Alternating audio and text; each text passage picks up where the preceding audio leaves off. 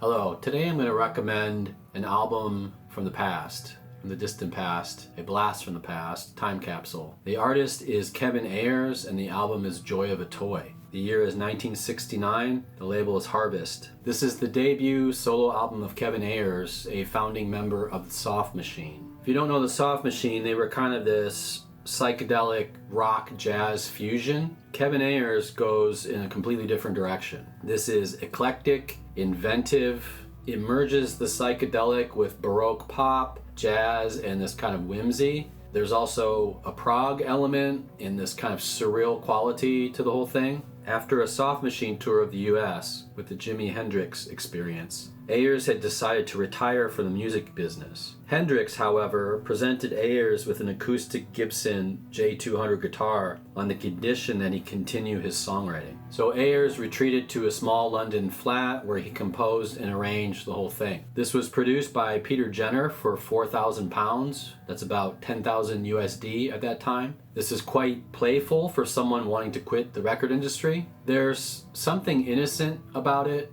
but I think his later work became much darker. I will probably do a video on several of his albums. I'm a big fan of his. He didn't really ever get the recognition that he deserves, I think. So some essential listening. My favorite tracks include Girl on a Swing, which is a psychedelic man kind of fawning over a woman tune. It kind of reminds me a little bit of the Beatles, sort of Strawberry Fields kind of vibe. All This Crazy Gift of Time is an ode to existence and this kind of celebration. It's a very interesting song, but I think the song that steals the show here is the epic Lady Rachel. The version here is great, but the best version is from the BBC concert at the Paris Theatre, January 6th, 1972. I'll put the link below to that album as well. I think that version really sells the song. It's just super epic. It almost reminds me a little bit of the Velvet Underground, something like Venus in Furs or All Tomorrow's Parties or something. The pros. His deep, relaxed vocal delivery is super charming, and it suits this kind of hazy, introspective tone. He's helped by some great names. David Bedford, who worked on Mike Oldfield's Tubular Bells, and with several other great musicians. People like his Soft Machine colleagues, Robert Wyatt and Mark Ratledge, they also helped.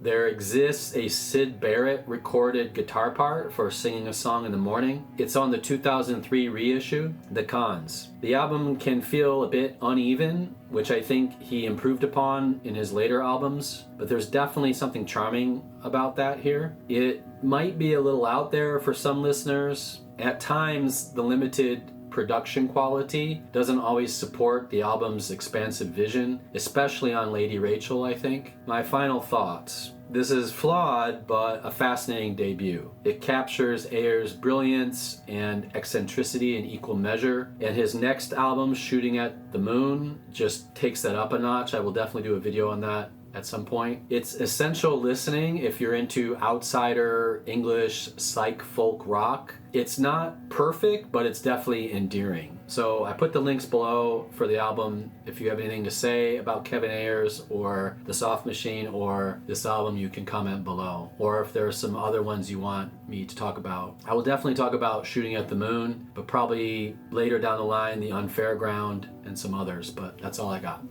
Take care. Have a good one.